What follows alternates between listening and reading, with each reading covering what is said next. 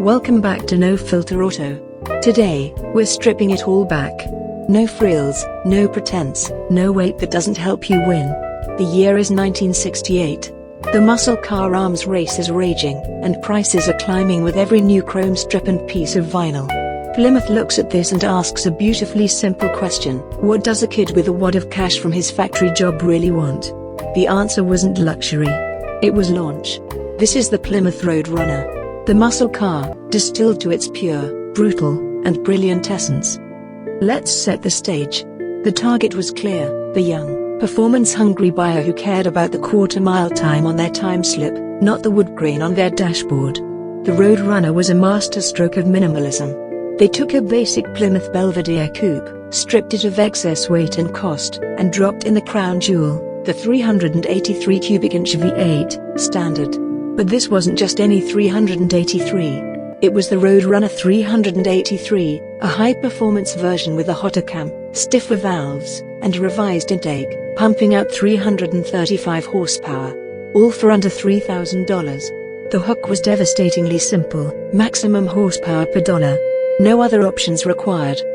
But here's the no-filter truth that made it an icon. The Road Runner embraced its own cheapness as a badge of honor. The interior was a lesson in Spartan focus. Rubber floor mats. A basic bench seat. If you wanted a radio, you checked the delete box and saved the weight. The horn? Replaced with a button that unleashed the authentic meep meep or cry of the cartoon Road Runner from the Looney Tunes, a touch of hilarious genius. The appeal was its honesty. It was a tool, a factory-built drag racer. It offered a direct, unmediated connection to power. Every dollar you spent went into the drivetrain, not the decor.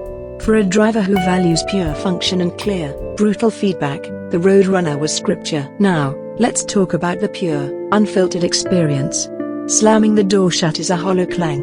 You settle onto the vinyl bench, grip the thin, hard plastic steering wheel, and turn the key. The big block lights with a shuddering roar that settles into an impatient, rocking idle. You stab the throttle and the car jerks against its torque. On the street, the steering is vague but the message from the rear axle is crystal clear: respect the throttle. The ride is punishingly firm, the exhaust note is a deafening, anti-social blast. You work the legendary Hurst shifter through its 4 gears, each shift a solid, mechanical thunk. The sensory overload is glorious: the smell of hot rubber and high-test fuel, the visceral shove in the back, the roar that drowns out thought. It's not about finesse. It's about force. Here's the reality of its dominance. You could option it to absurdity, of course. The 426th Street Hemi. The legendary 446-pack. But the magic was in the base package. It was quick enough to humble far more expensive GTOs and SS 396 Chevelles right off the showroom floor. It was a predator that looked and felt exactly like what it was: a stripped-down bomb. In a world of growing complexity and insurance premiums, the Road Runner was a last, glorious shout of simple, affordable violence. So, the no-filter comparison. It was aimed directly at the heart of the budget muscle market, at cars like the Ford Torino GT and Chevy's own SS 396 Impala. But compared to them, the Road Runner felt more dedicated, more single-minded. It wasn't a fancy trim package on a family car, it was a purpose-built machine that happened to have a back seat. It competed on a brutal price-to-performance ratio no one could touch. It appealed to the purist, the drag racer on a budget, the kid who wanted the most bang for his buck and didn't care if the interior sounded like a junkyard in a hailstorm. The legacy of the Plymouth Road Runner is the ultimate tribute to the power of a simple, brilliant idea. It proved that in the muscle car game, less could be infinitely more. It was the blue-collar hero, the factory hot rod that laughed at luxury and lived for the next green light. It was the last of the truly innocent muscle cars, born before insurance companies and regulators truly understood what they were dealing with.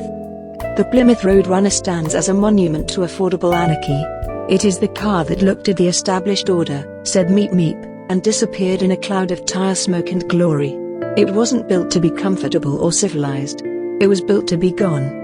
If this kind of raw, unapologetic, and brilliantly simple performance legend gets your pulse racing, smash that subscribe button for No Filter Auto.